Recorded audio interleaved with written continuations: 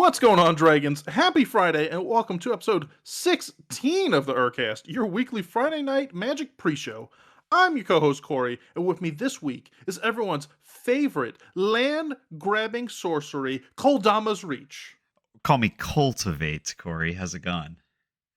I threw a curveball on you right there because we did this intro once already, and I called him Brutacol, everyone's favorite token generator. And this time, I swapped it up. You're more magical this time. Well, I'm happy to be a non-creature spell. It makes me a little bit more ethereal, and I'm here right now, ethereally, in your car or wherever you are, in your eardrums. So I'm excited about this episode. As am I. So this week, you guys, we are at Command Fest Orlando. Woo woo! And maybe you guys are as well. But we thought this week we would use it as a overall kind of guide. We're Sherpas, if you will, guiding you up the Everest that is attending magic events. And I hope you brought your backpack because you're going to need a couple of tools in order to climb that mountain successfully. Just as you're going to feel much better off if you bring the appropriate supplies and gear with you to Command Fest or any festival where you're going to be gaming or meeting up with gamers or anything of the like. So this episode is really going to be very exciting. If you're listening to this when it releases, we're on our way to Command Fest, so you can't imagine how excited we are. Yeah, so be warned. Be warned. We're on our way. Lock down the city. Look out. But before we get into our tips, tricks, and all our hot gossip, gossip. I don't know what the kids are saying these days. The hot goss about attending magic events. We do want to let you know that today's episode is being brought to you by ProxyForge.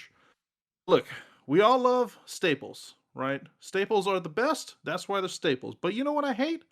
Paying staple prices. The reserve list Mm-hmm. sucks. I mean, otherwise we'd all have Black Lotuses, right?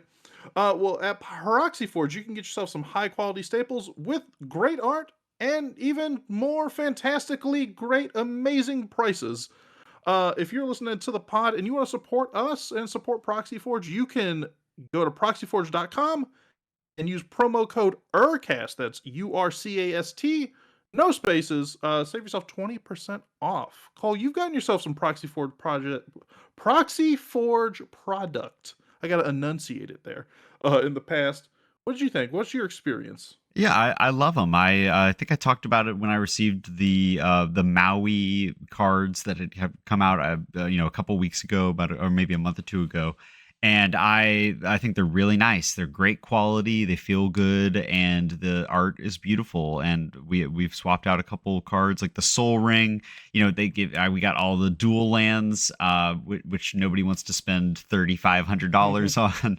And Mhm. so I think it's a great an exciting alternative to dropping a down payment on a car. And I think we Yeah. have some exciting news regarding ProxyForge for this episode. Uh, we were lucky enough to have work with them on a collaboration of 5 epic legendary dragons. And if you're able to find us at Command Fest this tonight and tomorrow, you play us in a game, one of these packs could be yours. That's right. So we do have some proxy packs, courtesy of Proxy Forge, that we'll be handing out at Command Fest Orlando.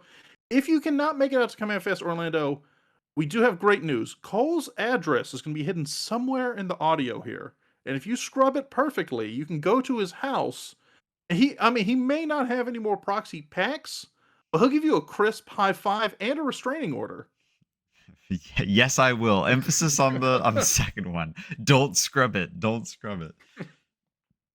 But thank you for Proxy Forge for supporting today's episode, and thank you guys for supporting today's episode as well. So check it out. Check out Proxy Forge.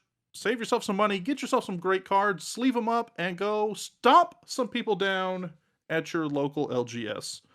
But Cole, we're entering the fall season now of MTG events. Oh yeah. What we've both had a robust summer of events. So this will be your third Command Fest this year.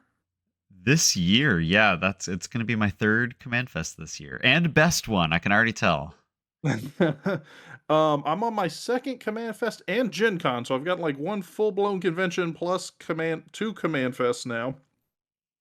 So we thought today we would break it down from furthest away from going to an event all the way up to the day you're there. Kind of cover everything that you might want out of an event, everything that you might forget to bring because we've got experience on our shoulders. I've got some grays coming in already just thinking about it. But Cole, we're looking at going to Magic events, but before you get there, we've got to plan our trip there. Yeah. So, as someone who's done this, what would you suggest? Well, let's say a couple months out, they just announced, "Hey, Magic Con Chicago's coming up in February, I believe." What are we looking at? Yeah, so I'm a firm believer in getting in on it early. As soon as I'm hearing the announcements about Command Fest, if I'm able to go or if I envision myself able to go, I think it's worth it to buy a ticket. These events do sell out, and so but they always sell tickets at the door, at least for Command Fest, not necessarily for other festivals. And with that, the price goes up. They're going to charge you a Mhm. little bit more. I don't think it's more than like $10 to $15, but regardless, every dollar counts in this high price of living time and era. So I'm trying to get those deals. If I'm far away from the festival and I need to book a flight or have otherwise some sort of transportation, you're going to get better deals on that sort of thing as well. The earlier you go in on it, but that's a pretty universal rule. I want to have my ticket. If I'm going to stay in a hotel room, I want to have my hotel room. And I want to be prepared months before so I don't have to stress out about it the weeks upcoming. um, Yeah, yeah. I think that's smart too, especially if you're traveling from like a not day drive distance. Like we're going to Command Fest Orlando. We've already got obviously we didn't have to get a flight because we're coming from about an hour and a half drive away, I'm an hour and a bougie. I half. fly it out. I fly it an hour and a half. But Just we got kidding. our hotel room, we got our tickets, all that stuff. But if you're flying, we're in Florida. If we went to MagicCon Chicago, I mean, I'm locking that stuff in early. The last thing I want to do is get a flight, fly to Chicago, and go, man, I hope they've got will call tickets at the door. You're putting your fate in the gods right there. But I think Hmm. worst case, you would probably have a pretty fun time in Chicago. Yeah. Now, when we went to Gen Con, my wife and I, this is a real thing that happened. We got off our plane, went to the hotel room, like went straight to the hotel because oh hey, we're gonna check in, drop off luggage, all that good stuff. And the couple in front of us did not have a hotel room booked. They got on a flight from at least Atlanta because that's when they boarded our flight. So at least from Atlanta to Indianapolis, got off, got an Uber to the hotel, and we're just seeing if something was open. Don't You know, be that person. that's a risk taker. It's a bold move, but that might ruin that's your night. that's those people that you see like sweet honeymoon rom-com type movies where they go, we're the next flight out of the airport, that's what we're gonna hop on for a weekend destination. No, that's not us. We're pre-planning. We've got cardboard to lug around. You think I'm carrying all this stuff on a whimsy that I could end up in like Des Moines, Iowa, with nothing going on? Now, when you took your cards, did you pack them in? I mean, did you bring commander decks to Gen Con? Yeah, so I brought a couple. I didn't bring as much as I'm gonna bring to Command Fest because it was not the primary goal of going to Gen Con, but I did bring, I believe, two, maybe three, and I believe my wife brought about the same. Well, I'm curious. Did you put them in your carry-on, or were those packed into your stored away stuff? So I brought mine in my carry-on. Um, okay, so two ways. So on the flight up there, I brought it in my carry-on because I just tossed them in our backpack, and I had no problems. They I've didn't heard stop horror you at stories. TSA? Yeah, I've heard horror stories about like TSA scanning it and just seeing like, oh, it's a brick. Let me open it up. They take it But out no, and I didn't get stopped at all. each card out of its double sleeve. I gotta So yeah, no, investigate this. I didn't have any of those problems, and I was kind of curious if I would because I had like a magnetic deck box and stuff like that. On the way back, we had actually this was the weekend of not what was it Wild of Eldraine? I think it might have been Wilds of Eldraine release. Um, Not for Gen Con, but for a separate time we went up there. Uh-huh. But on the way back, we did put them in our like check baggage and didn't have a problem either. As far as I know, someone might have rummaged through them, but it looked intact, perfectly rolled in my underwear when it came back. Well, I would say to the listener, do that at your own risk, because how bad would it be if your luggage got lost, and obviously, you lose your clothes, but like, clothes Yeah, you could clothes could be replace clothes. replaced. Now you got a smaller wardrobe, maybe that's a style choice. But to lose a magic deck, oh, I would just be so crushed. And that was my fear going up there because that was the first time I'd traveled on a plane with decks. Because everything else we've been to like Command Fest stuff, obviously we've driven, so it's been very like self-contained. What's going to happen to my cards? But yeah, we didn't have any of those problems. Like I said, as far as I'm aware, someone could have rubbed their butt crack with my deck box for all I know, but it seemed okay when I received it. It was me. I you pick you pick a couple hairs off and you move on. But yeah, definitely plan ahead, especially if you're traveling. Definitely get event tickets because you can kind of risk it, I would argue, if you're in town. But if you're flying long distances, like Cole was saying, these events do sell out. Maybe you can get something at will call. It's going to be a lot more expensive, and maybe you cannot get something at will call. You never know, so don't run the risk of ruining your weekend. Another big important thing, at least in my experience, that a lot of people kind of drop the ball on, I feel, when you're packing your decks, and we'll talk about in a whole nother section how we decide what decks we're going to bring and stuff like that. But when you are packing your decks, pack anything that has to do with your deck. If your deck needs 1/1 counters, bring dice. If you need to roll a dice, flip a coin, any of those kind of things. If you need specific tokens and you don't have, say, like dry erase of Fena tokens or something, bring the tokens you need. I think we've both sat down in games where somebody sits down and they go, "Oh, guess what? I've got my 1/1 counters, Selesnya deck. Guess what? I did not bring anything to denote that this has a counter on it." Yeah, I mean, you gotta. I've played a game with a guy who used Monster Jam tickets as counters because that's all he had on him. And Because at the end of the they were day, all monsters and they were going to jam. you want to bring enough dice. Typically, like I expect that there's going to be newer players who aren't like enfranchised who have a ton of dice. I typically bring enough to be able to share. But for the most part, if you have dice, and especially like you said, it can be really confusing to have all these different like a piece of paper scribbled on or whatever very Mhm. I like to, if you're going to do it, like draw it clearly, make it easily visible for the table, especially for those newer players who are like looking across at your board and they're like, I don't understand that, like your weird meme reference, like make the number big, make it obvious that it has flying, and then I'm good. But bringing the dice lets you kind of help lend some tools to starting players to just see how I the game mean, can, how smooth it can be. first off, it's not a meme reference, right? Like it's a doodle of the third Hokage, and that's how you know it's a 3/3 elephant token because he's a 3/3 Elefante. He had a big nose, and he's the third Hokage. Well, you got me Duh. there. I am a Naruto fan, so I would be down for that. Love to see you do that. um, but yeah, I agree. Hey, if you're not bringing enough for the table, at least bring enough to support your own decks. That way, you're not showing up and everyone's underprepared. Another big one on that same exact front is if you have anything that you need to give another player. If you've got a deck and it runs Beast Within, it runs Generous Gift, those kind of things.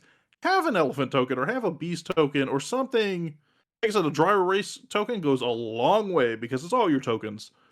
Have something you can gift them because there's nothing weirder, and I've had this happen to me before where someone has Beast Within something on my board, and I'll go, okay, do you have a 3/3 Beast token? Because I don't want to rummage through my bag to find the deck that's running Beast Within. Nope, sure don't.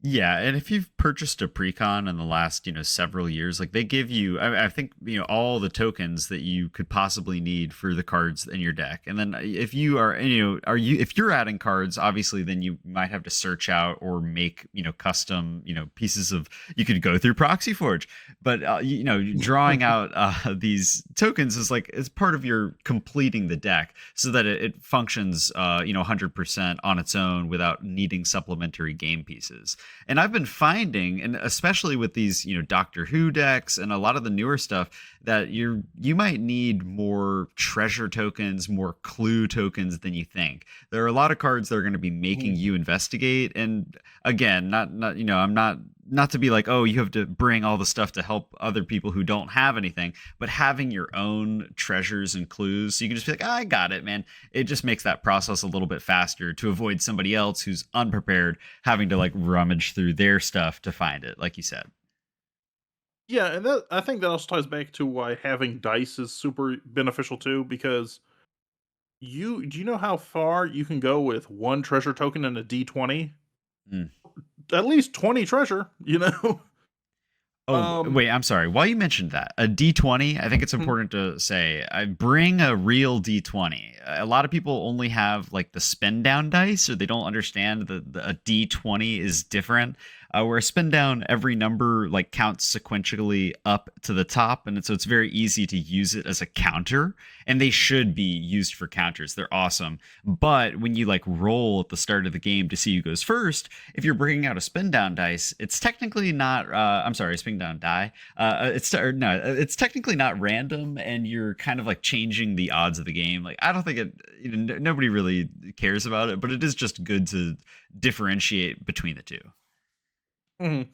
Yeah, and that's a good point. Yeah, so for those of you guys who don't know, if you were to look at like a D6, for example, like a standard six-sided dice, each opposite side adds up to 7. So on a D20, each opposite side adds up to 21. So you'll see your 20 and your 1's on the opposite side.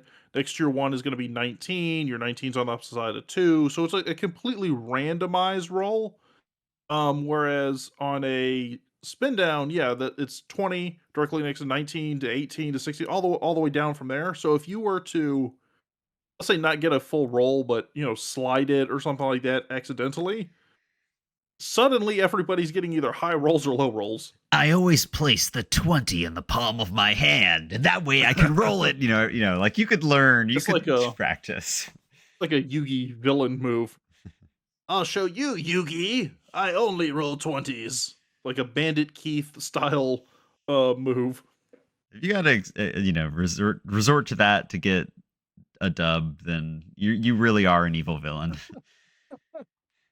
Um So you've got everything you need for your deck.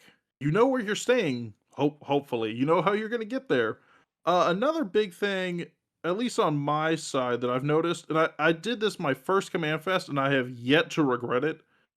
Bring a couple extra sleeves. Bring a couple extra sleeves. I like to also bring the box that the sleeves come in, just a simple cardboard box. Because believe it or not, you will be collecting. You're gonna leave with more cards than you came in with, and if you Right. don't, you were probably robbed.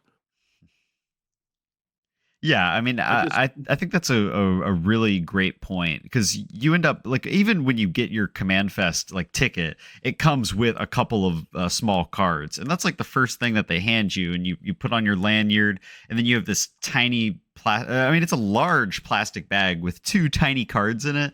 You're like, what am I going to do with these? You just put them in your back pocket, ruin them? No, you want to have a good place that keeps them out of the way so they're not in any of your deck boxes. But then that also gives you so much room for, you're going to have tickets to play in games that get you booster packs. So even if you don't think that you're going to buy cards, you'll end up with cards. People are going to hand you cards. We're going to hand you cards. Just reminding you, find us and we will give you cool cards. So you'll need a Yeah, place to and hold them. you know what another cool thing is about the cool cards we're gonna hand you, right? So one of the dragons in that pack is Laughless. So it's 5 dragons, but guess what? There's actually a 6th card in there, which is the 5/5 token for Laughless. So we already got you covered on that end too. Because, and I'll tell you, as a guy who plays a Lathless deck, it's hard to come by a 5/5 dragon. 6/6 dragon. Oh, I got you. I have a million of them. A 5/5 Mhm. dragon. That is a rare thing. You're gonna need one of those. So play with us. Yeah. But yeah, having that box and maybe just even if you have like 10 sleeves in it, I mean, it's gone wonders. I've never walked out without putting something in there. Well, like you said, you get prize tickets, typically enough for you to get at least 1 booster pack, if not 2 booster packs. So there's, a stack of cards right there. Corey, Presumably out of those booster packs, you get something good. you were handed a booster pack by event staff, like a collector booster pack. If you're I handed a was. collector booster pack, that thing has value. That you're going to want sleeves for at least the valuable cards. Even if you're opening a regular booster pack, just sleeve the rare or the mythic. Come on, man! Like if you have the sleeves, use them. I mean, I to the hatred of a lot of social media, I also walked into Gen Con with a single box with some gold matte dragon shields, walked out with 4 jeweled lotuses that were just handed to me for being there. Like these things just happen, you know? So yeah, bring sleeves at the worst case scenario, you walk out with a couple empty sleeves that you didn't need. Best case scenario, you get something, and I would argue 95% chance you're going to leave with at least something. Like it's just naturally well, actually 100% chance because Because like you you get said, you're it in getting the to a in the promo. entrance. You walk in and they're already handing it to you. Now at least that one's already sleeved, or it was last time. But there, you got to put it in a box. Right, right. Well, if you don't put it in a box, there's another option. And it's something that I've done personally when I go to Command Fest. I've been playing for a long time. I have a bit of a collection, and sometimes I want to downsize my collection by trading it in. And so I typically bring a trade binder, which is for me, it's like a 9 pocket binder. It's really very nice and woven. It has a zipper around the side of it so that I can keep it nice and secure. I put my cards in there, and then that also, it has a ton of pages with sleeves. They're not all full. So even if I don't have a box, I have a pretty nice Mhm. place to put my new cards. It keeps them safe and makes them easy to display because inevitably I'm going to get back to the hotel room and the ladies are going to want to see, you're going to want to see what I got. And it's easy to open it up and kind of just show, hey, this is the pickup. Mhm. My So I was running through these show notes with my wife before we hopped on this too. So I was like, "Hey, you went to a command fest with us. Especially as a newer player, is there anything that you wish you had brought the first time around?" And she brought up a binder. She told me she's like, "Oh, a binder or some kind of like a small portfolio bag or something like that for artwork." Because her experience from us going to command fest was we got these 2 prints. Um, from one artist, got them signed, and then spent all the day going, "All right, I gotta lay these on the table. Don't let them get wrinkled. Don't let Joe Blow touch them." And if you're not staying on site or someplace where you could run up to a hotel room and drop them off, yeah, it does become a bit of a burden, I will say, to make sure they don't get crinkled. Now, I personally, I'll be honest with you, I don't want to carry a portfolio case or bag around because my goal is to keep my hands as empty as possible. Uh-huh. But I do see the value in having those kind of things. Well, especially if you're anticipating the artwork. I mean, I know they also are always selling really beautiful playmats and other, maybe even a T-shirt or something that doesn't necessarily fit into your. I mean, a playmat's typically going to fit it in there, but if you don't want to roll it up, Mhm. you can just maybe if you have a bag big enough, just put it in. sometimes that you get them signed. You don't want the ink to, the ink takes a little while to dry. There's a tons of scenarios where you'd want to use a portfolio bag, but I agree with what you said. I want to keep my hands free because I'm liable to get involved in a conversation, set something down, and then just walk away and then be like, oh my god, I gotta go run back there. That's my trade binder. Those are my cards. So Now, I'll say, speaking of artwork and whatnot, for the life of me, and if you're listening to this and you figured this out, please, because this is the advice I could use. The people that get those massive overprinted cards from the prize booth, especially the people that fly into these events and get these massive oversized cards for the prize booth. How are you getting those home without them getting remotely damaged? I imagine you have to ship it. I don't think there's any way you're able to get that on the plane. You're not you're not sitting there on the plane with like, what was the last Command Fest was Lord of the Rings. You're not there with like a giant Frodo just straddling your lap and the next three people next to you. I mean, you use one of those things to pick up enough wind, and it'll fly you to your destination if you hold it up. Just You to be got a big clear, old that will not work. surfboard with you. Um so yeah, so bring, I think the gist of this, between sleeves or a binder or something like that, bring something to keep your collection safe, especially the new additions to your collection. Because the worst thing you can do is either get that nice new card you've been dying for from a vendor, or opening a pack and getting something cool, or getting a piece of artwork and getting something cool, and then it getting ruined before you've even left the event. So bring those things, keep things safe.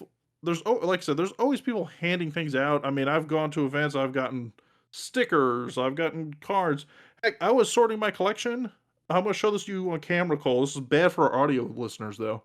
But I was going through my collection the other day, and I just stumbled across this Hmm. jeweled, heavily in quotes, jeweled lotus we received at our very first Command I Fest. actually saw that the other day too. I was sorting all of my tokens, and I found that.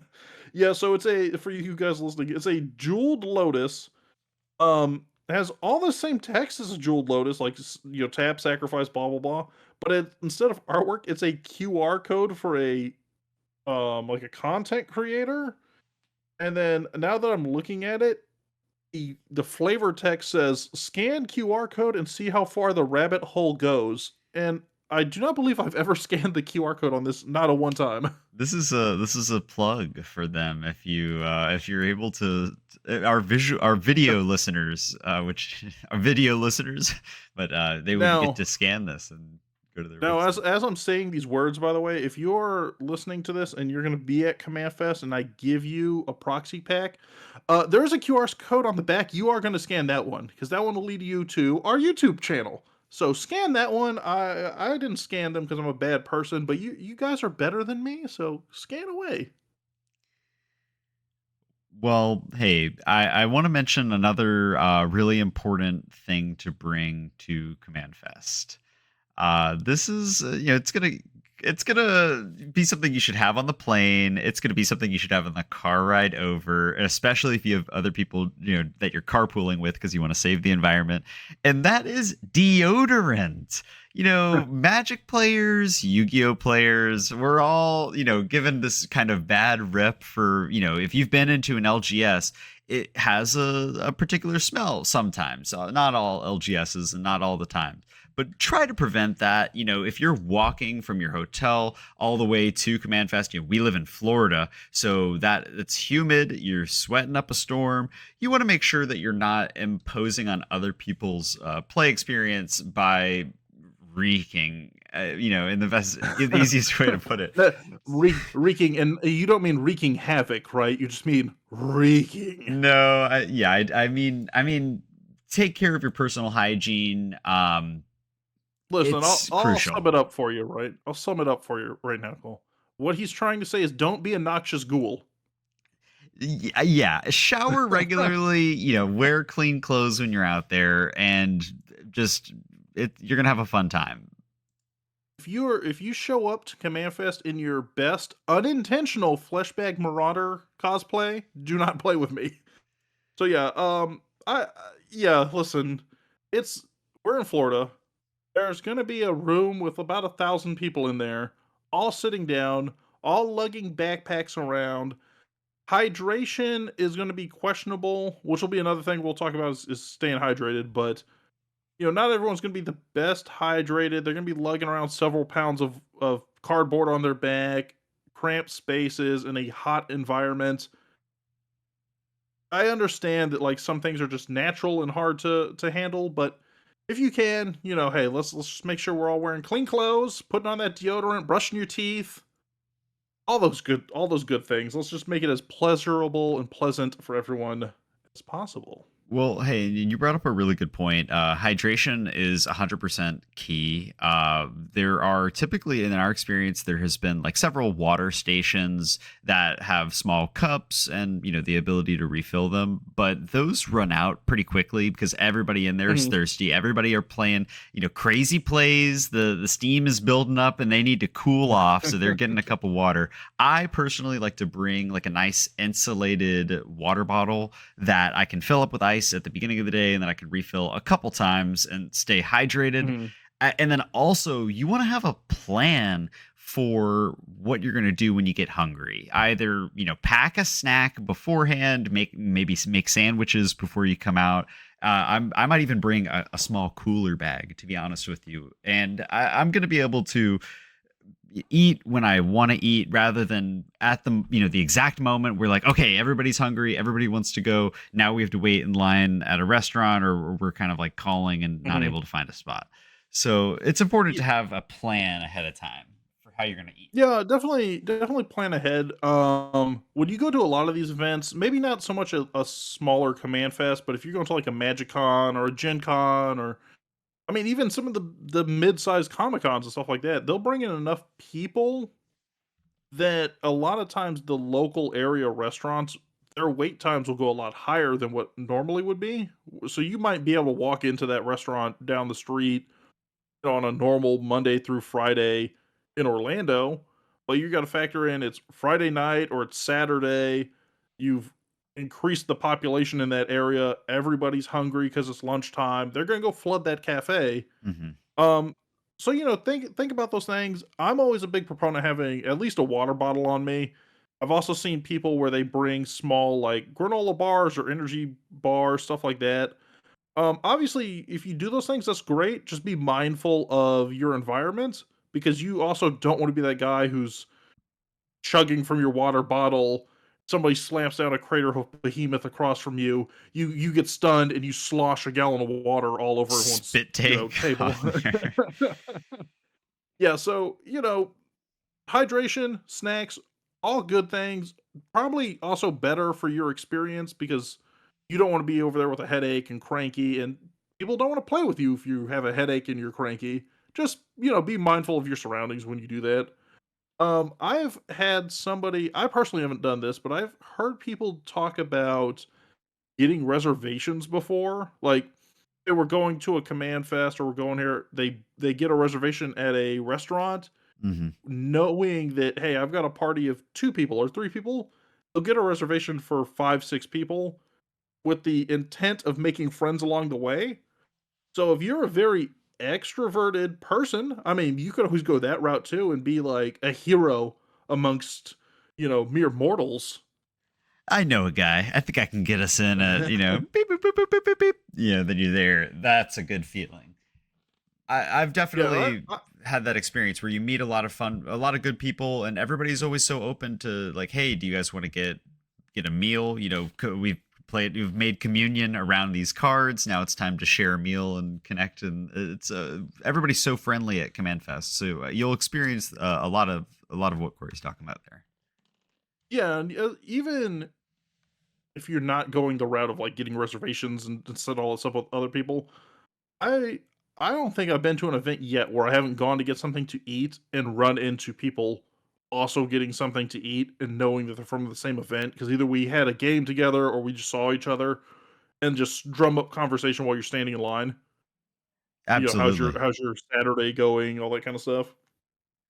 Um, Beyond food and general hygiene and travel, A couple other cool things I've seen people bring that I think is a good, little bit of tidbit, and I think, Cole, you're actually bringing one with you this weekend, if I'm not incorrect. Some kind of, like, signage that says, "Hey, I'm looking for a game, looking for 2 players, 3 players," whatever the case may be. Yeah. So that okay. In our experience, I mean, the last when we spoke to you guys about our Command Fest experience, a couple months ago, it was we mentioned how I have to often finagle people into getting into games with us by being like, "Oh, I wish we could have somebody play a game." So this year, we're kind of changing the game up a little bit.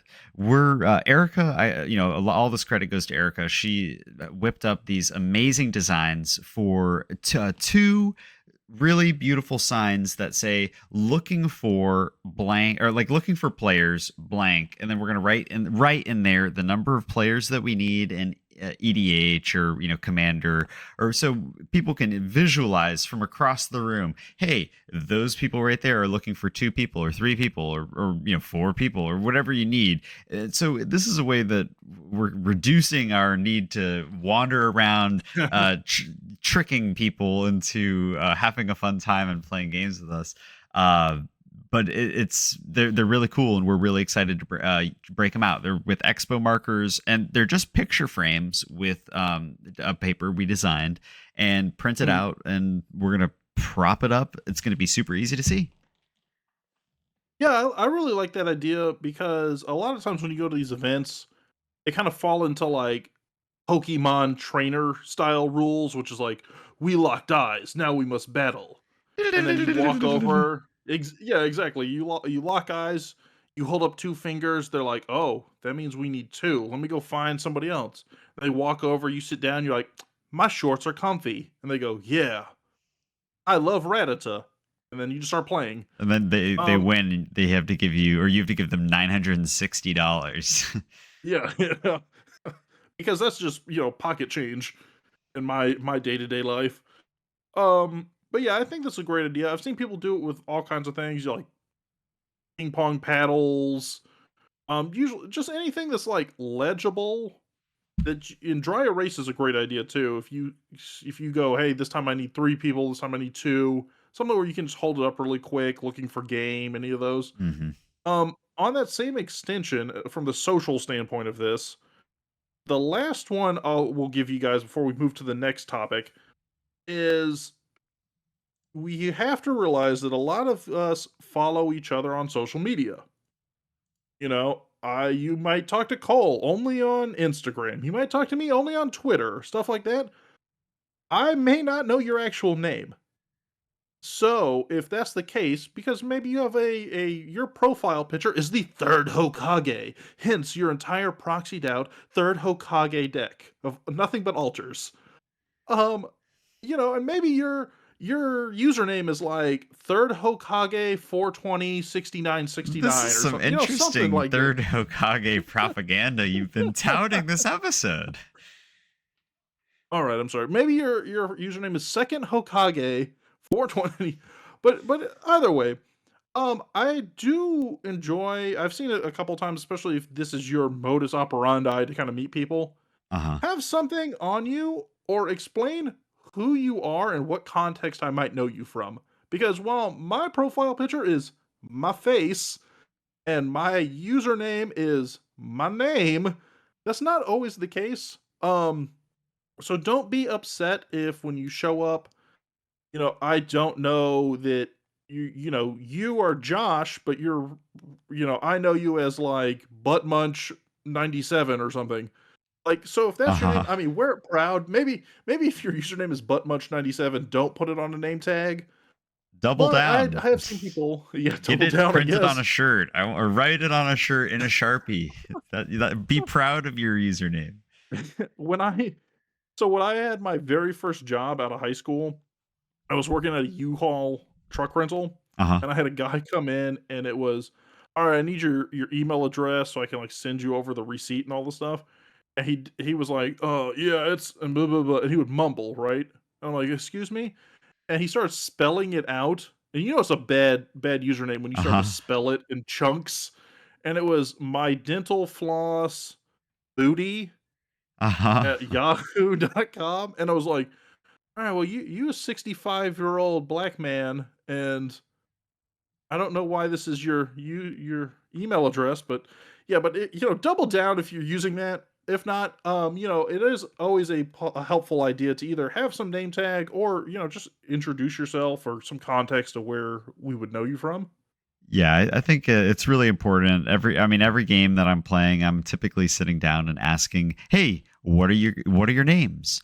And I've taken to taking in Infinitoken, or I have budget Infinitokens that are just small whiteboard cards, and writing everybody's name on that whiteboard card and putting it in the middle of the table. That way, if I'm in a 1v1 with three people that I've never met before, we don't have to refer to each other as like you or hey, You. Mhm. whatever. It just it makes it a lot less awkward.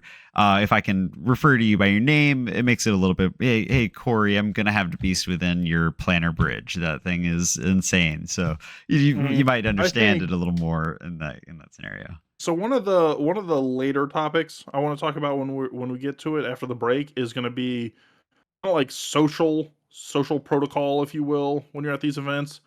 And I think keep a pin on that one because I think that's really good for something I want to discuss. Right on. But before we get into that, we need to talk about one of the most important things you are deciding to bring with you. So we've already talked about, well, second most, thing you're bringing with you, right behind the deodorant, is deodorant, and then this, and that's your decks. So obviously, we're going here to play a game, and a lot of times when you go to a command fest or you go to a magic con stuff like that, your deck in this space is kind of like your personality, so people show up, they're very proud of their decks, they're very proud that they built their decks, they're proud of how they play it, and they kind of use it as an extension of themselves. Hmm. But one of the big things that I've noticed is, hey, picking the right decks for the convention. You and I both have very large collections of decks. I think at my last count I was somewhere in the 20-ish vicinity, though I do want to trim it down, but I'm not bringing 20 decks to this event. Your back wouldn't be able to take it. That's too many, man. That's a lot of decks. Mhm. um So for you, so how do you select your decks? What's your kind of go-to?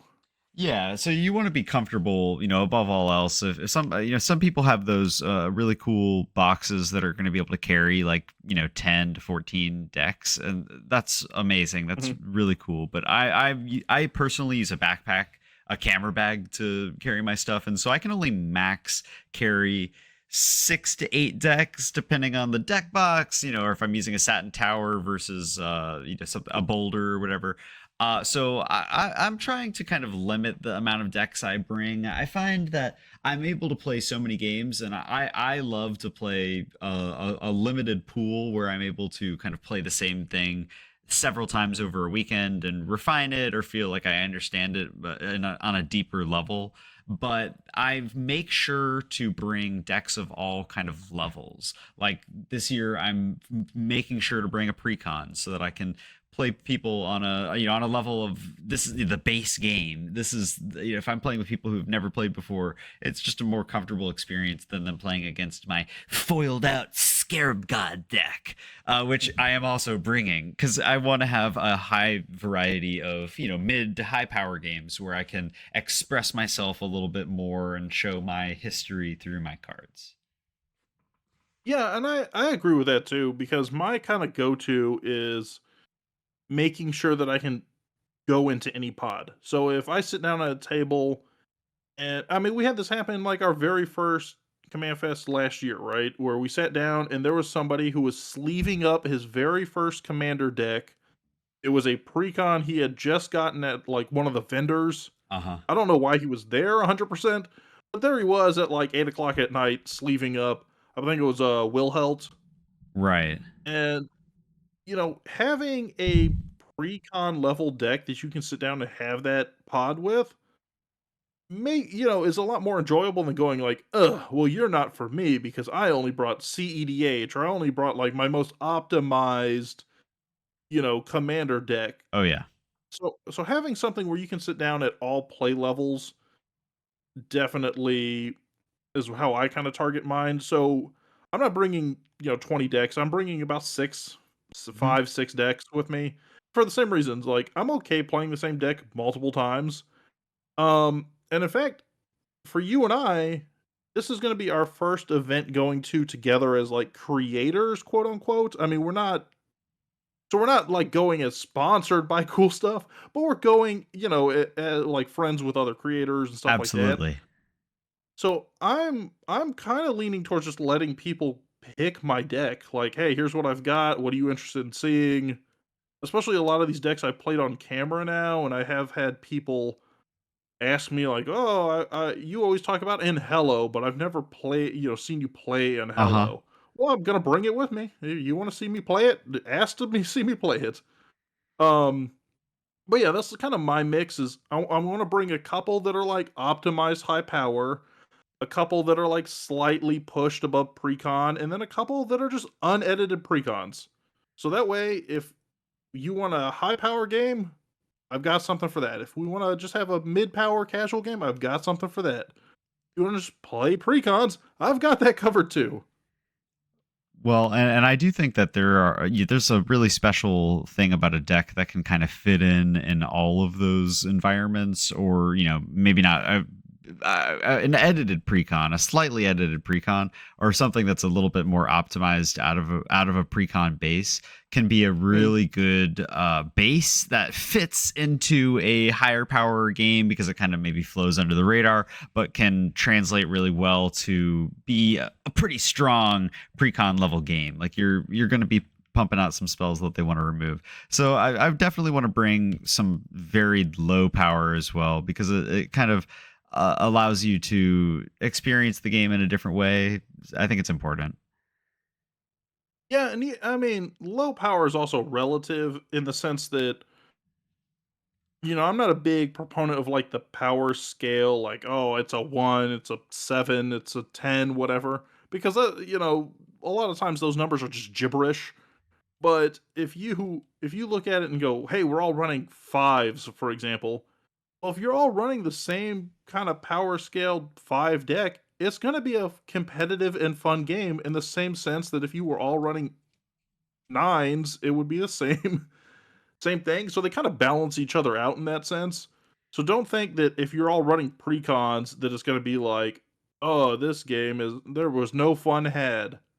Like, no, you're still countering each other. You're still, strategizing and looking for your opportune moments. So you said you were going to bring 6 decks, Corey. Which decks are they? Yeah. So I'm bringing in Hello, which is my OG first thing I ever built from scratch. I'm gonna bring Miram, which is new, but I'm really enjoying playing it. I'm bringing Brina, which is one that everybody I won't say everybody because it's not like I have thousands of requests, but I have had a handful of people remark about Brina because for whatever reason, every time I play online, everyone wants to see Brina or Azuri, my The Azuri fabled Claw of Azuri. Progress. Yeah, I don't know why. So I'm bringing Brina. Brina is just straight up a precon, but for whatever reason, people act like I'm just blowing the table wide open. It's the Um, shock. They don't. Nobody expects the bird to get so big. yeah, it definitely throws a lot of people off. And then I'm gonna bring Anethia and then Shalai and Halar as well. And then I'm kind of on the fence about if I want to bring the Rashmi Ragavan like team up commander, Uh huh. just because it's kind of quirky. I don't think a lot of people have seen it get I played. It was haven't like seen a it get backup played. commander in a precon. Yeah, it was a backup commander in the I think it's There's Grimble or like the something like that. It's Tinker. Yeah, yeah. yeah, from the So it's like Phyrexia set. it's a little like cast everyone else's stuff from Exile, just kind of shenanigan-y deck. Cool. But what about yourself? What are you thinking on bringing? Well, yeah, I'm bringing I'm bringing I think 6 decks, but it's my Gandalf deck, which I call my riffraff deck because my main goal is to blow up and then act like I don't know nobody. My Lathless or Dragon deck, that's my mono red dragons. I'm 100% bringing my Scarab God, which is my favorite deck of the moment. It's something I've worked on for a long time, and I feel like it's at a really good place. I'm bringing Galta, which is big green dinosaur. It's a little bit more sneaky than it looks. It looks like a big stompy deck, but it's not.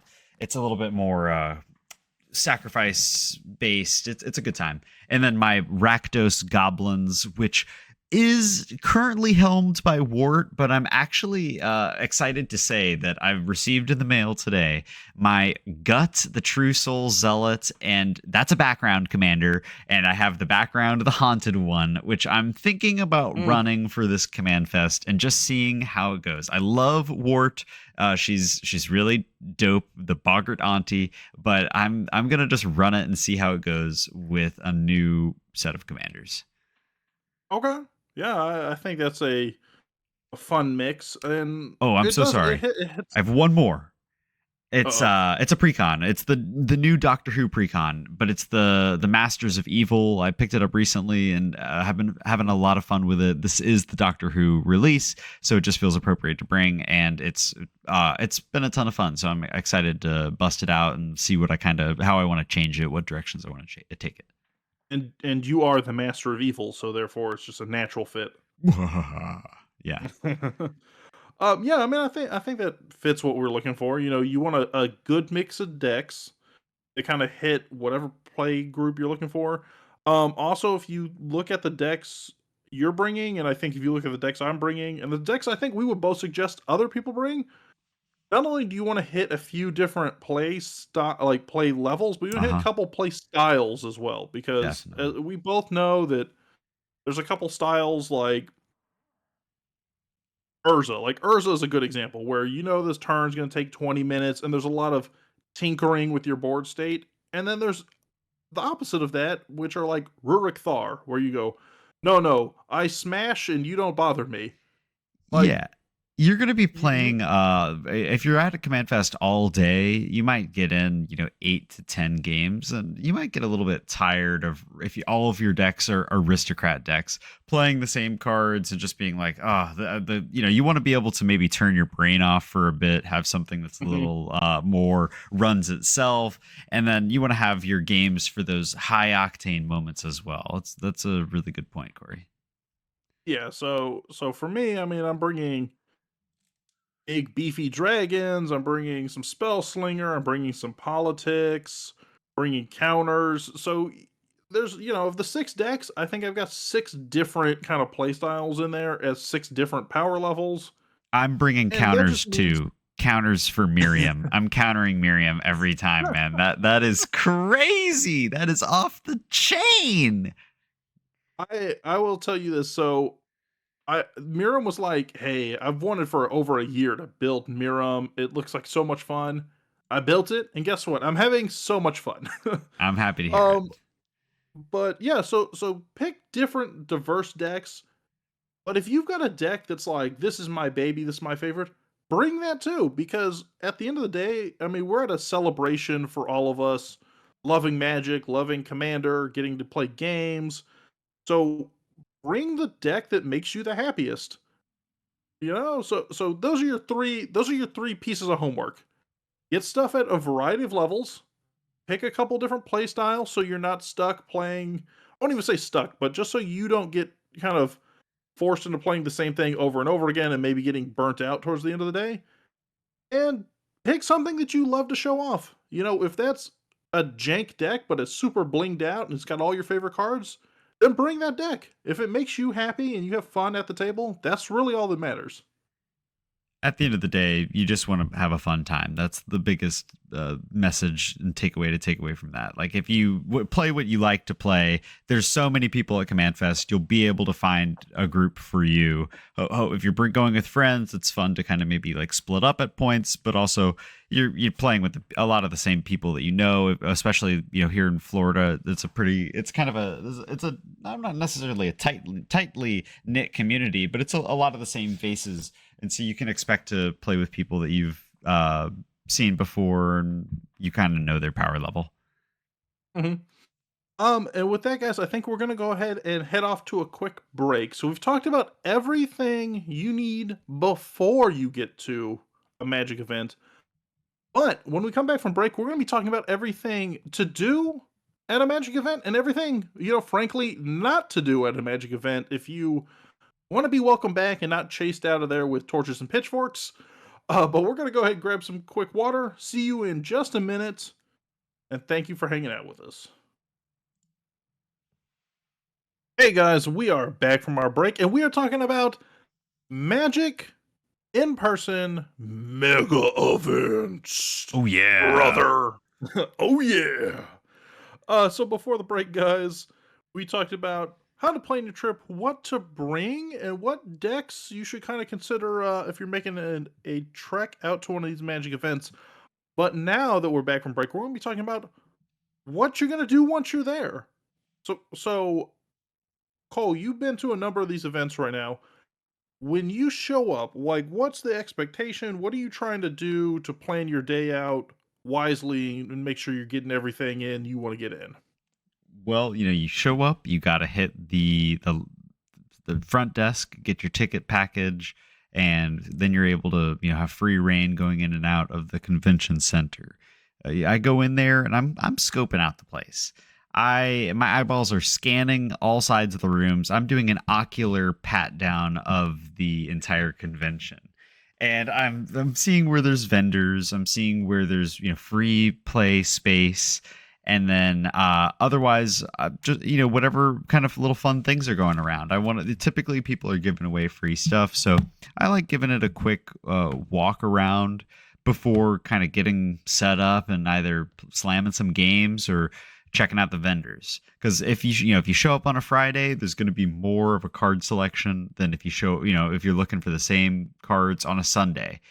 People are trying to offload their inventory. They are buying some cards, so you might get lucky. But if you're looking for something specific, it's good to maybe spend your first 20 or so minutes just kind of walking around, seeing what the card vendors have.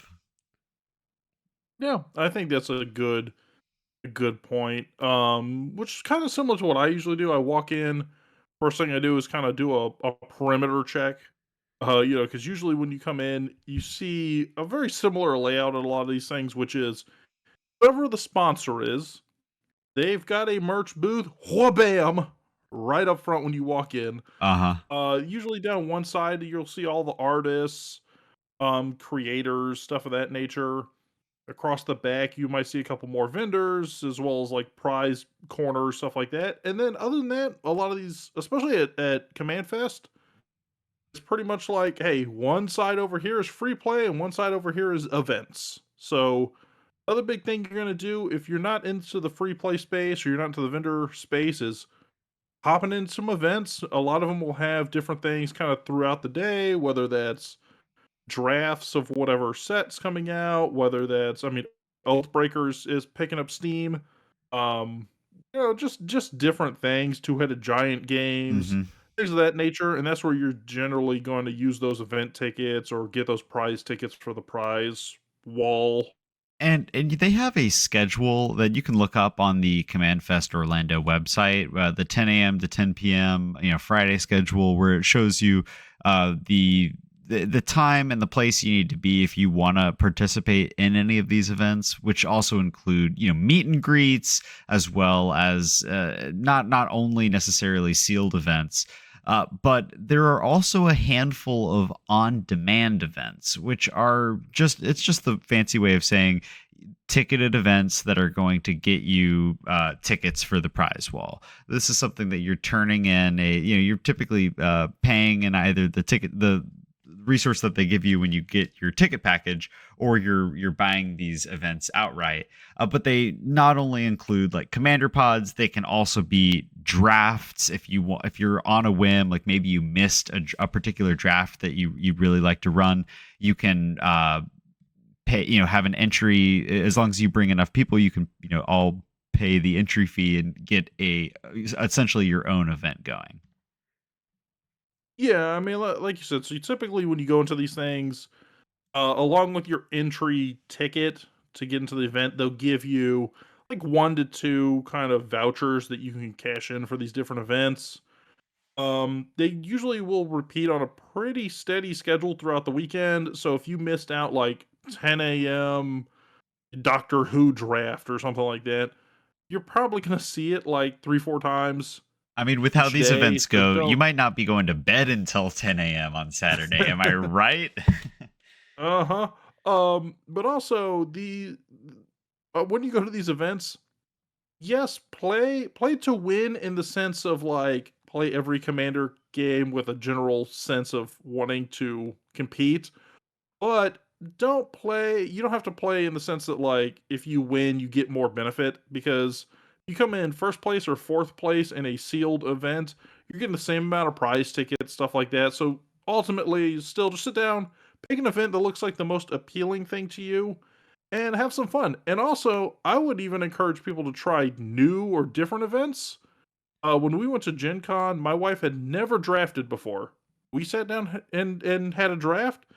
Now, I won't say she like fell in love with it, but she is open to doing it again. And I think if you give yourself those experiences or those opportunities to try maybe an oath breaker or a draft or a two-headed giant game or stuff like that, hey, that could be your door into trying these different things when you go back home.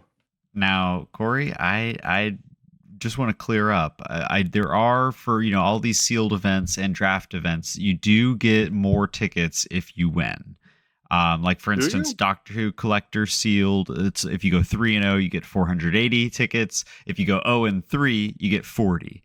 So you get 12 times the tickets if you get a perfect score. But Well, there's I also, feel I feel huh? I feel gypped then because I clearly won. I won that game that I was in, and I got the same amount of tickets that everybody else got that sat down at the table. Well, okay, so to differentiate the No, no, no, scheduled no. Don't events, don't cover for hold them. on. You don't work for them. But to differentiate the essentially the events that you're getting on demand, which is either a commander pod, a plane chase pod, a CEDH pod, or a two-headed giant pod, all have a $10 entry fee, and they all get $60 or 60 tickets distributed per player. So it doesn't matter Yeah, if you win or don't lose the say 60. on-demand games, but as soon as you're playing a draft, even just the on-demand drafts, you get 3 wins, you get 200 tickets, you get 1 win, you get 80 tickets. Well, So I've got demands. I got things that are on demand, and I demand my tickets. My tickets. Good day, sir. I want my tickets. I well, you're want gonna the have to go burden through of trying to me. figure out how to get Big Frodo off that wall and to my house. And then I want the extra burden of figuring out how I'm going to frame Big Frodo and put him somewhere in my house. Right above or like behind your headboard on your bed, like to be like, this is I mine kiss now. it. I kiss Frodo before I go to bed. Good night. Good night, my wife. Good night, Frodo. You can fight over who gets the most love. But yeah, so try out a couple different events. Allegedly, I was screwed on the tickets. So if you join a draft, plan on going 3-0, and then I think that's where you really cash in. Now, if you go in planning to go 0-3, I mean, I guess you'll still get some tickets, but I will also warn you guys ahead of time that all these tickets kind of play on like Dave and Buster's Chuck E. Cheese arcade rules, which is Right. you'll get 60 tickets and then you'll find out everything costs 50 or 70 tickets. So you're either straddled with extra tickets you could never offload, or you're going to be just underneath the threshold to get what you want. Yeah, it's I gotta say, at the end of the day, the value you get for the tickets versus the potential cost you have to put in if you're not getting those 3-0 dubs every single draft. You're probably better off just spending the money elsewhere or keeping the money in yourself in your pocket, where it's safe and can be later wasted on a different, cardboard that is not randomized. The booster packs, it's a scam. But if you're lucky and you're able to pick up some wins, it's a really easy way to pick up some, commander decks. They also do dragon shields. There are little, metal tokens. There's a large, and like we were talking about earlier, the large cards. If you're able to get like 4,000 tokens, so it's maybe worth it if you're really prepared for if you're an experienced Friday Night Magic player, you're doing a lot of draft events, or you're just feeling really lucky, go for it. But otherwise, the tickets I usually just pool them together with my group, and we find that those extra, like you said, if you have if you get 50 tickets, or you have 60 tickets, the thing costs 50, you each have 10 extra tickets at the end of it, that gets you all an extra pack. So it's like, you can find little ways to finagle it there, here and there. Yeah, if you pull them together, I mean, you can maybe get an eraser or something tacked into it, but yeah, it'll balance out. But when you're picking the event, I mean, play for the event and then worry about the prizes afterwards. Right. That's how I would set my expectations so I'm not disappointed. If you're not into that, usually there is also a very large and robust kind of free play area at a lot of these events, and that's where you'll find a lot of people spend most of their time. So don't be shy about just coming in, sitting down at free play, and racking up games that way. You won't get massive Frodos, like Frodo cards, but I mean, you'll still get games in and you'll get, fun experiences that way too. Which is definitely the highlight, I think, of Command Fest, because the it's at the end of the day, there's so many people who are just trying to have fun and play some good games. Maybe you've gone to your LGS before, and maybe you just play at home with your same play group every week. But it's fun to get the variety. It's fun to see how other people play the same cards in different ways. And so I find myself spending the majority of the time either in line for an artist or at the free play area.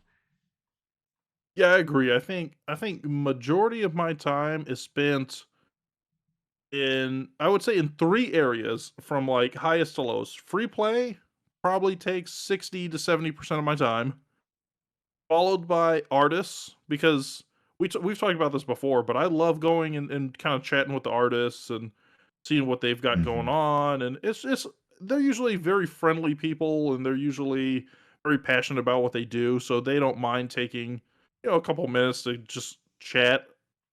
And then after that, I usually like to honestly, I like to spend my event tickets usually towards like creator clashes if they have those.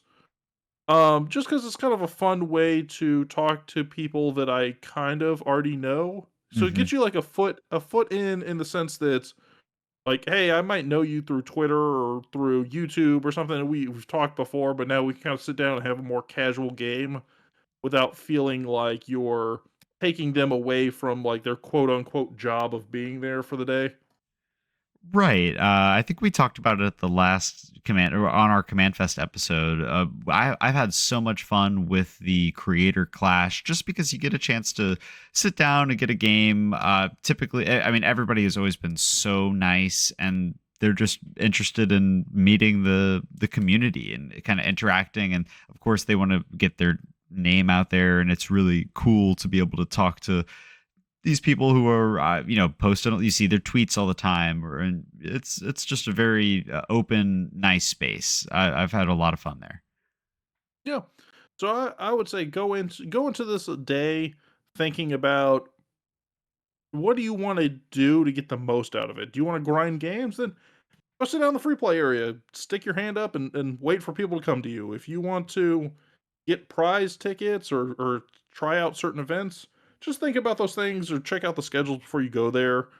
Some of the events do fill up pretty quickly, especially like drafts and things like that, where they're kind of at set um quantities of people, for example. So only so many people are going to draft out of each box. So they kind of have them set up in like sets of 8, Hmm. knowing that 8 people are going to draft out of each you know box you're opening there. Um, Next point, and I think this is going to be kind of the real bread and butter of what we want to talk about. When you're at these events, it's all well and good. You're there to have fun, but you're also there, and I think we all agree that we have a sort of social contract that you're there to ensure other people are also having fun. Right.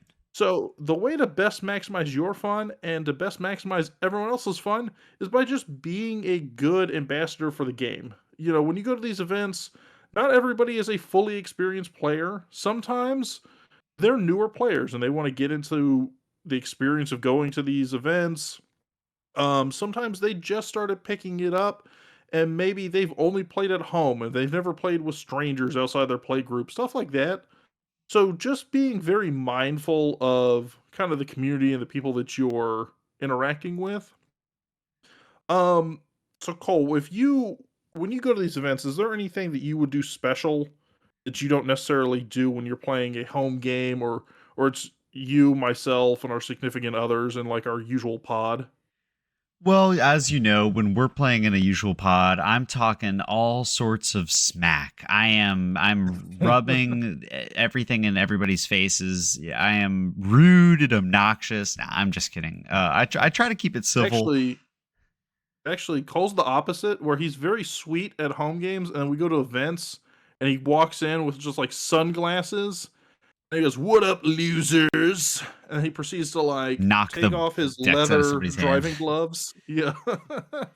No, I think it's the number one thing is to remember that you have people coming in from all different points of experience in Magic. So I kind of like to gauge that with the people that I'm playing with and determine like, hey, how new are you? Because I like to like joke about, when I'm playing cards. Sometimes we everybody's heard of Sakura Tribe Elder as Steve, but if you're a newer player or maybe this is your first real time playing with people face to face, you want to just make sure you're using language that they understand. You're reading your cards clearly and not assuming that they know all cards. Like if you have a regular play group, sometimes you don't even need to say it. If you have 3 mana open, they know exactly what you're casting. But it's important to remember the disparity of skill with a newer player who doesn't recognize all thousands and thousands of cards that there are. Yeah, and I think piggybacking on that too, that's a good point as far as like the lingo, right? Because you and I will know, oh, Steve, or we'll know Gary and things like that, and you'll know instantly what card you're talking about, what that effect is, stuff like that. But I'll say last time we went to Command Fest back in June, we brought 2 new players that had never been to an event before like this, Hmm. or maybe been once. And I mean, I would argue that they had a not a bad experience overall, but the first game they had, they fell into a bad pod like that, where they kind of got not necessarily ridiculed, but they definitely had a couple individuals that were talking down to them for not knowing what like the C and CEDH meant because they only knew it as commander as opposed to EDH. Or were talking to them in a lot of like meta based jargon for the game. And you can make players feel very uncomfortable that way if you want to sound like the Encyclopedia Britannica of Magic. That's all well and good if you're around 3 other experienced players, but if you're around other people that maybe aren't as heavily versed in it, it's kind of off-putting for sure. Yeah, so read the pod, and there's a lot more that kind of goes into that. Like sometimes in my personal play group, I love talk. I wasn't kidding about it. I do talking smack as a part of the game, but sometimes you kind of have to feel out how somebody's going to respond to that, and kind of tone it down accordingly, or just make sure everybody is on the same page about how that it's all in fun and games, and that you're not actually antagonizing them, and certainly don't say anything that's mean or that could be misconstrued. So you want to just make sure that everybody is as you're kind of facilitating a positive gameplay experience regardless of the awful spells. I know if you're Corey, you're casting some downright dirty spells, but as long as you carry yourself respectfully and that you treat I'm others with casting. respect, like I said earlier with the names, I like to talk to people by name, or just kind of get to that level so you don't have to hey, buddy in the red shirt, or like there's just a different cadence So to. I do want to go back to the name idea where you're talking about writing them down on dry erase markers that you brought up earlier. Right. Um, because I think this is actually a really smart idea. Um, in a different sense too. So a lot of times, and I've seen this happen. I mean, this happened last time we went to an event, you and I, and you were standing there when this happened, and you and I have witnessed this probably countless times in our Magic career. Uh-huh. But how many times do people like they either misgender somebody, they use the wrong pronoun, or they go, like you said, I don't remember your name, so I say, hey you, I'm attacking you, or hey you in the red shirt, or hey this. You know how you can get around a lot of those? If you struggle for whatever reason, let's say you just struggle with pronouns, remembering he, she, they, you know how you get around that? Calling people by their name. Uh-huh. If I go, I'm attacking Cole, I don't have to no, I don't have to worry that I might fumble over something and accidentally offend somebody, you know? And I'm It not saying like play your game walking on eggshells, but just remembering people's names is a little thing that I think covers a whole world of hurt that you might open up by accident. I absolutely agree. A word, a name is somebody's favorite thing to hear, and it's a great way to not only kind of make a friend, but then solidify their name for later. So if you see them later on in the day, maybe you're looking for a game, you could say, "Hey, Cody," or whatever your name is, Corey. Sorry, I'm just kidding. Mm. But you could just say, "Hey, I know you. Do you want to play a game earlier? We played, and I care enough to remember your name. I remember what you played, and it's a good thing to do, a good habit to get into." Yeah, and I agree too in the sense that if you just use repetition, like if I say I'm attacking Cole, I'm targeting Cole, which is my usual jargon at every game we play. Right, he I'm doesn't need targeting to know Cole, people's I names say because he's nonstop. only using his spells on me, he's only attacking me. Come play with us and But you'll see it's true. by the way, when you think about it that way, it sounds so negative. Like I'll remember your name only because I'm just burying you into the ground so much with targets that it's embedded in my skull now. But yeah, if Right, you say their name 10 to 15 times throughout the game, odds are if you see him 2, 3 hours later walking around looking for a game, you're gonna remember like, "Oh, that's Bill that oh, remember we played a Traxa with him earlier," or, whatever the case may be, because you've taken the time to kinda train yourself to remember their name, and it's just gonna be easier embedded, and you've made that connection because you were friendlier, you're a little more upbeat about it. Um, and that also extends, I think, to other uses of language too, which is things like, hey, swearing, um, maybe some jokes out there. Just be mindful about your surroundings. it's a Like, family environment. There are people of all ages. mhm. Magic has, brought in people who are young, people who are old. You just wanna make sure that if you're cussing out loud, that you're keeping it down to a table level, and you're trying to limit it as much to your ability. Yeah, like we all get salty as from time to time, but as long don't scream out like "you mf'er" and then flip the table. Like let's keep it PG. And they're long Um, tables. If you're flipping those, you're ruining 5 to 10 people's games. I'm taking out libraries of decks. Yeah, so just be mindful of your surroundings, both verbally and physically. We are sitting very close because it's a lot of folding chairs that you're up next to each other. And just keep in mind these at the end of the day are strangers. Maybe they don't want you touching them. Maybe they don't want you.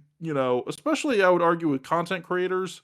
Right. A lot of people have this weird like parasocial relationship where they go, "Oh, I've watched your videos from day one, so therefore I know Cole. Like I know what Cole likes, what Cole doesn't like, blah blah blah."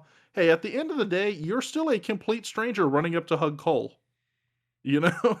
Yeah, I think it's important to. I mean, if you want like a hug or something from anybody, you need to ask, and it's important to. I mean, that's good advice for everyday life, but especially so here. And like you said, magic creators have so many people coming up to them, and it's just good to respect their personal space and their privacy just as much you would want somebody to respect yours. Mm. The other bit to this too, and this is probably advice you've heard 1,000 times over. Rule zero your games. I will say one of the best things I've experienced at Command Fest in particular, and one of the things that I think has gone the longest way towards helping out in games is having a 2-minute Rule Zero conversation. Now, that Rule Zero conversation should include, for me, what does your deck do, and what kind of like power level slash time are we looking to commit to this game? I don't necessarily need to know my deck's a 7, but if you tell me, hey, my deck's gonna combo off on turn 4, well then everybody should have that knowledge and that opportunity to select a deck. It'll also combo off at like turn 4 or 5, so we're all kind of equivalent there. And then with the playstyle thing, just be upfront about it. So if you've got a commander and maybe I don't know, let's say I have Urza in my command zone, but my entire deck is secretly mass land destruction. I'm running mono blue mass land destruction. Just be honest about that. Like, don't don't mislead me down some weird rabbit hole. 'Cause maybe I I don't want disagree. to If you're playing mono blue land destruction, I don't tell people that. Nobody's gonna want to play against that. And if you're able to pull it off, I'm interested. I want to see what you're abusing to make that strategy work. I'll take you up on that one. But that's one you want to keep hidden so that people, if you're playing hidden Urza, gem. people are already gonna target you. Don't tell If them you you're. go, all right. So devil's advocate on that one. So, because that was just an example I'm randomly grabbing here. But if I'm running mono blue mass land destruction, can I honestly tell people, hey, I'm running a control deck, and I'm being honest, it is a type of control. I think you might just have to worry about the three people across from you sitting in their seats the rest of the game and not just packing their stuff up and leaving. Yeah, that so just be honest about what your deck does. Because again, maybe I don't want to sit down and play against you if you're running mass land destruction. Maybe I do, but if I don't, then hey, that's okay. Be ready to go, okay, that's fine, and put your deck away and grab a different deck. It's okay. I've played games where I've swapped out decks because I pulled out my deck first, and then somebody said, "Oh, I want to play precons," and I've gone, "Okay," and I put my deck right back away because I know that it's gonna either completely spank their precon out of existence. See, I'm the opposite. I start with a precon, and then everybody else is like, "Oh, hey, we're gonna play precons too," and I'm like, "All right, I'm packing mine away. Somebody's got to be the arch enemy. I'm slamming out." No, I'm just kidding, but Urzaing it up. that's a really good point because just being open and hey, like this game is going to be, you're maybe setting up on turn 4. I'm going to be closing the game out on turn 4. Just prevents everybody from wasting the time that they're investing in a game, shuffling up, getting a good hand, setting up, talking to everybody, getting the game started. It can, you only have so many hours to hang out with your friends and play Commander, so you want to make the most out of that time and get the most good, evenly matched games out of it as you can. Yeah, and I would say even once that's begun, once you've had that rules zero conversation, that extends beyond that as far as like pacing of the games. So please, please, for the love of Perforos, understand what your deck does. Um, we talked about how everybody's at different experience levels and things like that. So I'm very forgiving. I think I'm myself, and I would even Cole. I think you are as well. We're both very forgiving as far as people going like, "Oh, I want to take back a turn," or "Oh, I didn't realize that combo. I didn't optimize my combo." Things like that. Not everybody is going to feel that way, and if you're let's say like, hey, I just don't know what my deck does, and you're relying on everybody else to remind you of your own triggers, Uh huh. or you're on like my eighth take back of this turn, at a certain point, it's kind of disrespectful of other people's time. So just be very wary of those kind of things as well. Just general like avoiding slow play. Like if you're, think you should be thinking about your turn when it's not your turn.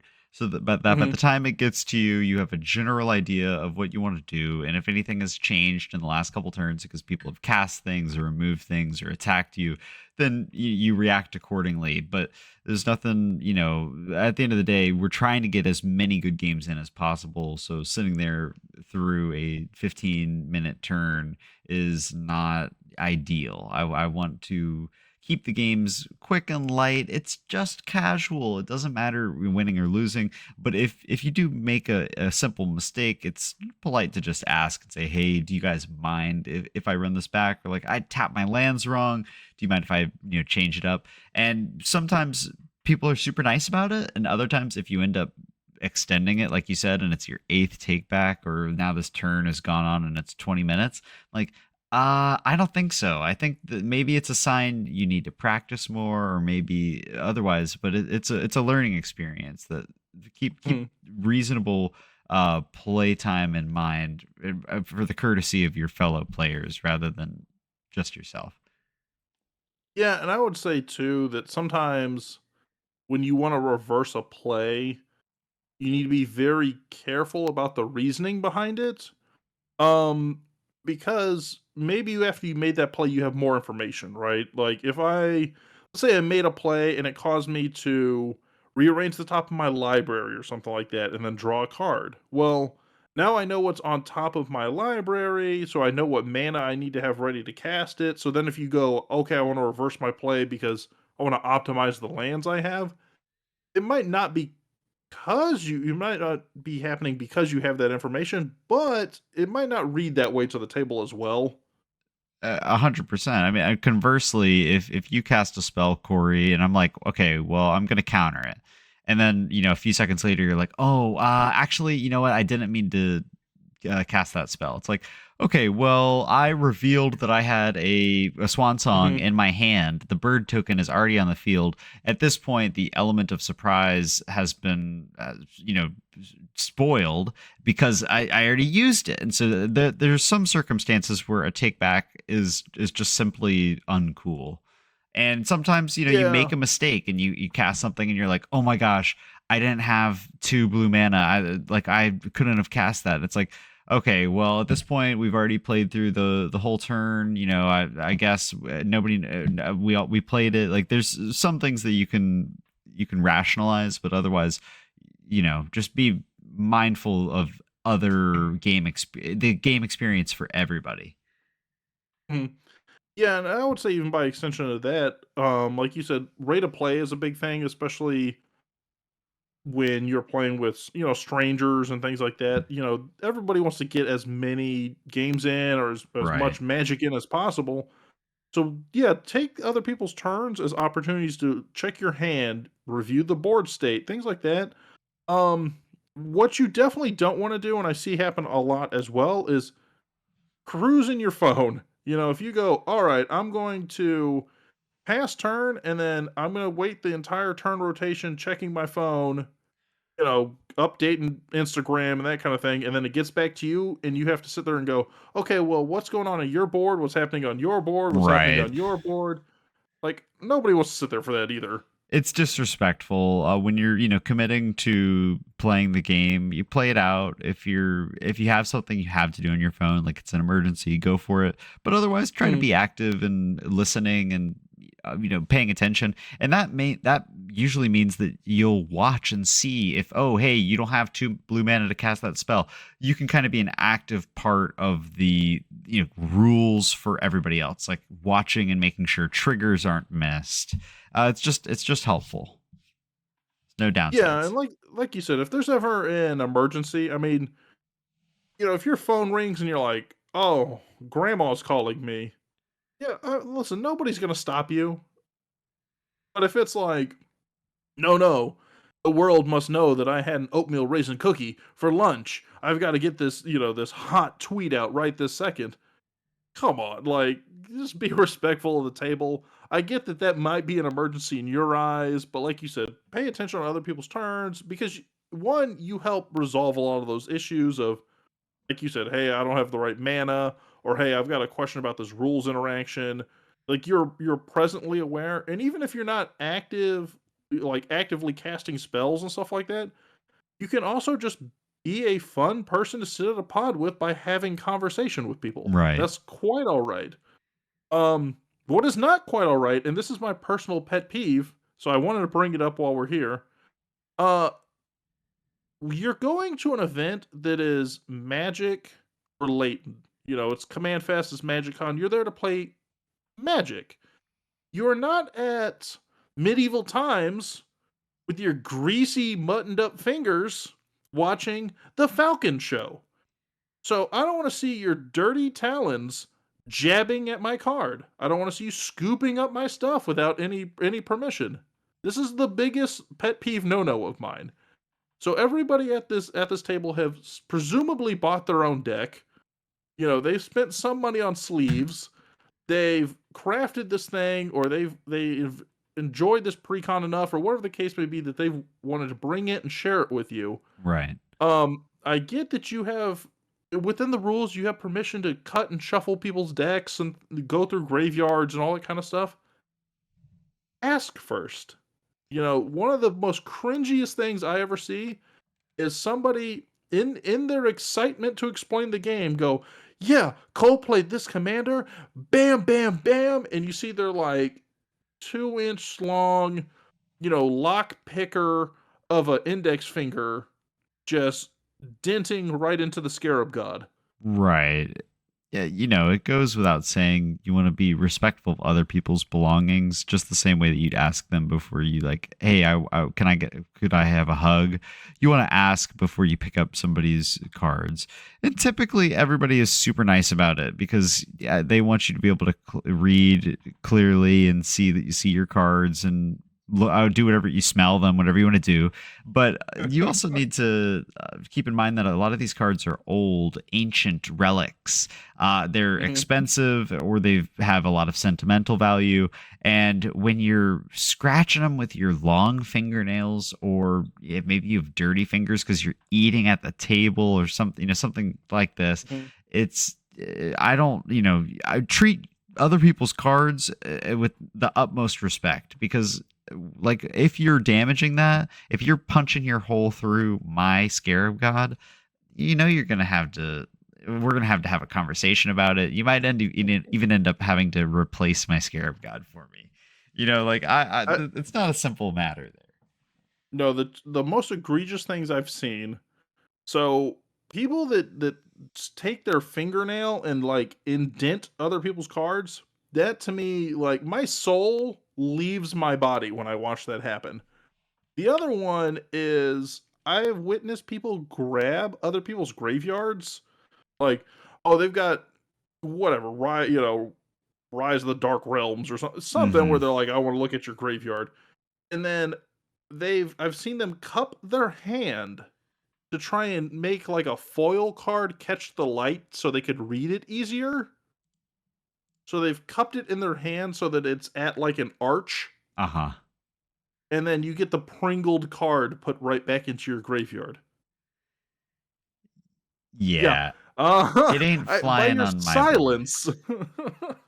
It ain't flying on my board. I'm karate chopping anybody who gets their hands near my stuff. Not really, but I do appreciate it if you ask, and it's a good habit to do for other people and make sure everybody's happy. It avoids awkward situations where I'm like, hey, please don't touch that. And also if you have something that you don't like, maybe you cast your gilded drake and you don't want to hand over your $200 gilded drake to your opponent.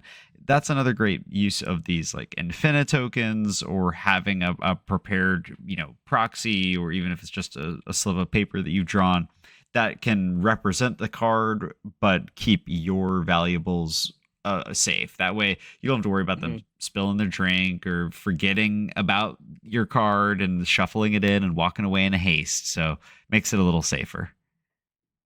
Yeah, and I will say most of the time if you ask somebody, like, can I see your library? What does your card do? Stuff like that. I mean, they're pretty straightforward about it. Either they'll go, "Yeah, sure, here you go," and hand you the card, or they'll give you a app description of what, this is what my commander does. I mean, after we shuffle up to begin every game, Yeah. I don't know that I've ever seen you not stick your deck out and be like, "Would you like to cut?" as an offer to one of your opponents. So, you know, no one's denying you these things, but don't just assume that you have free range to go ahead and cut their deck or, fondle their cards or scratch your thigh with your gilded drake or anything like that. Absolutely. Kind of going along with that, I think it's also important to respect the play space. I know that sounds like maybe a little bit esoteric, or like just not really that cringy. It's more so about keeping an inviting space open for new players. If your table is littered with empty booster pack wrappers, or your cards or belongings are like splayed out over the whole table, not only does it prevent people from seeing that your pod has an opening, or that maybe you're looking for a game, but also if other people just need to use that space, you're blocking 4 to 8 seats with your backpack, your trade binder, all your decks, all your dice. Like, try to keep your stuff nice and concise, your area neat and organized, and just Mhm. pick up your trash and collect it every once in a while, because it's a group space. A lot of times you go here and you see just empty wrappers just left on a table, or little piles of cards that people didn't want. And the little piles of cards are better than the other trash, but pick up after yourself, because everybody here is trying to enjoy these tables, and that's just being respectful. Yeah, I mean, at the end of the day, too, a lot of these event staff, frankly, they're volunteers. They're either volunteers to try and get like store credit or something with a sponsor, or they're trying to level up so they can become a higher ranking judge and so they can get so many hours doing judge credits, stuff like that. I would say maybe 10 to 15% of them are actually paid to be there. So if you're volunteering for an event to have fun, I mean, the last thing you want to do is go pick up because somebody left their soda bottle, their candy wrapper, just thrown wherever because they didn't take 2 seconds to walk it to the very accessible trash cans that are all over the place. Right. Hey, and Um, you mentioned judges, and I had a mhm. point that I wanted to mention there as well, just about, you're in Command Fest. Not only is everybody a self-acclaimed judge, but there are actual official judges like lining the walls. You have access to these really great minds in Magic the Gathering, and they're happy to help you with any questions, no matter how small.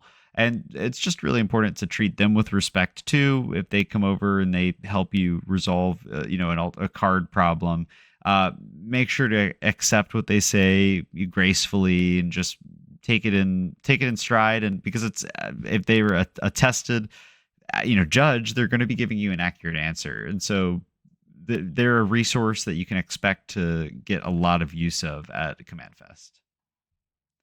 Yeah, which I think is a good point too. If you call a judge over, it's typically because either there's a dispute or disparity between how you and I both thought rule interactions would work, or I mean, we've had a case where all of us didn't know how a certain rule interaction would work. I believe that was like flashback interacting with overload Hmm. was one I can distinctly recall. And calling the judge over, they'll give you clarification. Hey, sometimes those rulings will go in your favor for the gameplay. Sometimes they won't. Right. That's just the nature of the thing. Accept it gracefully. Realize that at the end of the day, it's a game. We're all here to have fun. I'm assuming you didn't show up and put money on the line to your very low stakes command fest, free table game. But if you did, I don't know what to tell you. Well, hey, and Corey, I actually have a question for you. Sure. I wanted to know, like, what would be your number one piece of advice that you would give to somebody who's going to be attending their first Commander Fest this weekend? Okay. Well, that's pretty good. I've got two pieces of advice for you. So, advice number one, and this is going to be like a self-serving piece of advice. If you're going to your very first Command Fest this weekend, which will be in Orlando because all the other ones are already done, your first piece of advice is looking for Cole or myself and picking up a 5-piece proxy pack of cool dragon tokens. Right. That's advice number 1 because, it's the basis of the greatest collection you've ever known. Maybe. Right. But but no, real piece of advice I think would be to come in with an open mindset because you're gonna go in and see a very diverse group of people. Um, speaking for myself, when I go to a lot of these events, I can be very extroverted, whereas in my personal day-to-day life, sometimes I can be a lot more introverted. Hmm. Um, so don't be surprised if you go there and like, Cole and I are super bubbly on the podcast, but then, maybe we're a little more introverted in real life, or you just run into people that are more introverted naturally, or people that are more extroverted, or people that are running commanders from 1996. Be open to a lot of different experiences if it's your first time. I would argue to try at least an event that you haven't tried before. So if you've never drafted, hey, grab your friend or whoever you came with, try out a draft. If Right. you don't like it, you never have to draft again. But maybe it's your new thing and you go to every draft nights, at every set launch, stuff like that. So try new things, keep an open mind, um, and just kind of take the day as it goes. I guess for lack of a better sense. So mine wouldn't be any hard advice so much as it's more of a keep an open mentality as you walk in. Sure. What about yourself? Well, number one piece of advice would be keep your wits about you in the game, to keep I focused. At the end of the day, it's about taking home dubs and crushing nerds. No, I'm just thought you were kidding. gonna say keep your wits about you like it's a safety thing. Like, keep your back to a wall, check your pockets to make sure all your belongings are still present every 5 to 10 minutes. No, the genuine advice would just be to make sure you have fun. It's like I said earlier, it's all casual. Even if you're playing the events, at the end of the day, it's all a game. We're here just to gather and play a game that we all love. So take it in stride. Don't take it personally if you lose every single game. That just means you need to get good. But no, it just means that you were pretty unlucky, and maybe you need to look at how your decks interact with other decks. Hopefully, you're playing a ton of games and you get a great sample size. So I have no doubt that you'll win at least a couple games. Yeah. But that, guys, I think that wraps up our foolproof, according to Cole, guide to everything you need to know about Magic events from our planning standpoint, expectation standpoint, and just a general how to go and have fun standpoint. But we're gonna do question of the week, card of the week, and then you know what? Then what we're gonna do? We're gonna wrap this up, and we're gonna go start jamming some games. Oh So yeah. question of the week, Cole. So question of the week comes from Sharon, and Sharon would like to know if we have any advice for handling salty players at the table, and to clarify, salty not as in I play Toxrill and I'm just a salty human being, salty, miserable. Looking at you, John from the Chaotic Commander. Called Uh, out. but, but more of if you're just like a salty, aggressive, kind of rude, for lack of a better phrasing, person you run into at the table. Well, at the end of the day, it's all about attitude. If somebody is coming at you and they're salty, it's like it's just a game. You got to keep it light, and that way you're not, disturbing the hornet's nest and making it worse. But also, if somebody's being outright rude to you, and if God forbid they're calling you names or anything, you can say something to event staff and make sure that that's not an appropriate behavior to be displaying at the command fest.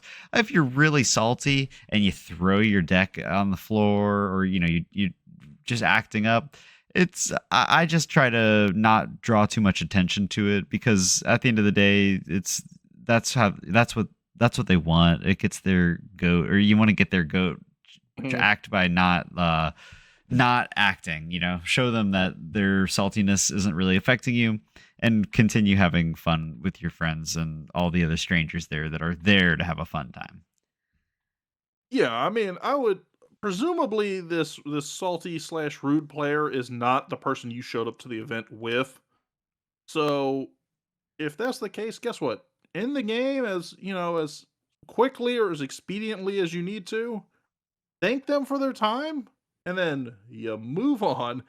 And the biggest thing for me is like just make sure it doesn't bother you at the end of the day. Because at the end of the day, whatever reason they were being obnoxious probably had nothing to do with you. Right. You know, they might have just sat there and gone like, "I'm not drawing any lands this game." Okay, well, that had nothing to do with you. I mean, unless you're running mass land destruction or something. But, you know, like most of the things I've seen where people players get salty, like quote unquote salty, it has nothing really to do with the other players at the pod. It's just they're whiffing on land draws, or maybe there's not the most fun person to hang out with. And that's, you know, that's okay, I guess. So you move on. You move on, You you know, find better, greener pastures. you never know how somebody's life is treating them. And so sometimes maybe they just got a really sad phone call that their pet hamster, ran away to a farm or something like that. Like you can't make any Mm, judgments on other people, but you don't have to let them affect you. So if somebody's being rude and salty, just maybe put it into perspective for them and be like, hey, it's just a game, we're just having fun. It's I like to, if you keep yeah, it light and I you're think laughing and being nice, they'll typically it avoids or it nullifies the saltiness of the table. I think if they're being angry and you go, "Hey man, it's just a game," I think it's gonna cheese them off even more, to be honest with you. But yeah, just deep breath. It is just a game. I mean, ultimately. Um, but on the flip side of the token, I think if you are that person, I mean, first off, be honest with yourself. If you're that person where you go, "Oh, I don't play with noobs because I'm like top tier big shit of a player," this might not be the event for you. Right. Like that. And I'm sorry to say that because obviously in the Magic community, and especially in the Commander community, we want to have a big tent and a big umbrella that accepts everybody. But hey, if you're that kind of person, maybe this just is not for you. Maybe you're just not a event people person, and you and your three other friends that tolerate that can just play home games. That's okay if that's how you channel those emotions. Right. But thank you, Sharon, for your awesome question of the week. Hopefully that gives you some advice. You can also take their deck box and throw it for them if they get angry enough. But Cole, card of the week. Well, I'm glad you asked, Corey. The card of the week this week is in reference to the fact that we're on our way to Command Fest. It's a festival and it's going to be chaotic. There's going to be havoc. It's a havoc festival. That's right. It's a 6 mana enchantment that's for a black and a red for an enchantment that says players can't gain life, and at the beginning of each player's upkeep, that player loses half his or her life rounded up. And it's got some sweet art of like some cherubs and some demons and some jesters, just really knocking the crap out of a couple of guys. It's an old card, and it's a card that speeds the game up drastically when people, yeah, it does shut off all life gain strategies, but it's a card that says, hey, we're going to finish this game in the next, 30 minutes or so, whether you like it or not. It's symmetric. I like it a lot. I think it's a lot of fun. And if you're coming to Command Fest, expect to see this out of me. You're playing that in Galta, mono I'm green playing Galta. that illegally in every single deck that I own, even the ones that aren't Rakdos. Yeah, I think it's a cool card. You know what's funny is your description of it's a festival, kind of chaotic. I was like, oh, in the festivities. Got it. All right, I'm changing the card of the week. It's no, I'm just kidding. Yeah, but there you guys have it. I think that about wraps up our episode here. So if you are in Command Fest Orlando, yeah, make sure to stop by, say hi to Cole, say hi to myself. I mean, I would say, and this might be tooting our own horn, but I think we're both fairly approachable, and we're gonna make the effort to. We're recording this like what 2 3 days before actual Command Fest, but I Right. think between now and then we're gonna make an effort to at least put some photo of what we look like, so you can walk up to us and be like, I don't know if you're Cole or Cory, but you're one of the guys that was in one of the photos whose voice Right. I think I've heard. But yeah, so if you see us, I mean, feel free to stop, say hi, even if we're like passing the hallway. Only thing I would say off limits is that like if you somehow see me within the hotel room, or if you see me at the urinal, both of those maybe wait a second, at least till I wash my hands. But Challenge Corey to a feel duel at the urinal, and he right there has to accept. at the urinal. I play Havoc Festival. What? What's happening?